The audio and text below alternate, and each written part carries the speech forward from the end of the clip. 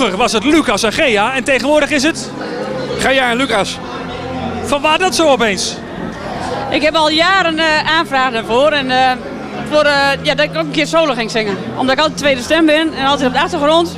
En ik krijg vaak te horen van, we horen je niet echt. Ik denk, het moet er maar een keer van komen dan. Het moet er maar een keer van komen, dat klinkt zo van, het moest maar. Ja, nee, we kregen een liedje van een Belgische tekstschrijver. Dat was vroeger de tekstschrijver van Dana Winner. En die kregen we binnen en toen zei ik van, hey, dat is een mooie tekst, die is voor mij. Waar gaat de tekst over? De zomerzon. Het zonnetje in huis. Is Gea inderdaad het zonnetje in huis? Nou, niet altijd hoor. Oh, sorry.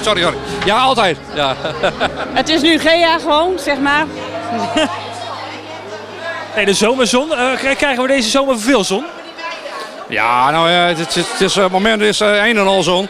En de single is nu uit. Dus, en vorig jaar hadden we een heel leuk liedje over het terras. Samen met jou op het terrasje. En ik denk dat dit gewoon een goede opvolger is. Voor de zomer. Met wie zou jij nog wel eens een keer een duet willen doen? Behalve dan met Lucas. Oh, dat vind ik moeilijk. Met niemand, denk ik. De zomervakantie. Ik denk gewoon doorwerken en niet zeuren. Gewoon doorgaan. Niet zeuren. We gaan dus niet op vakantie. En afgelopen weekend ook. Het was snik heet. Maar het was alweer heel gezellig. Dus we trappen gewoon door. Gea, geen vakantie dit jaar? Geen probleem, ik heb zoveel diertjes thuis. Dus, Zijn je van puppies? ja, ik heb puppies. Joehoe! Als mensen nog puppies willen, kunnen ze dan nog bij je terecht?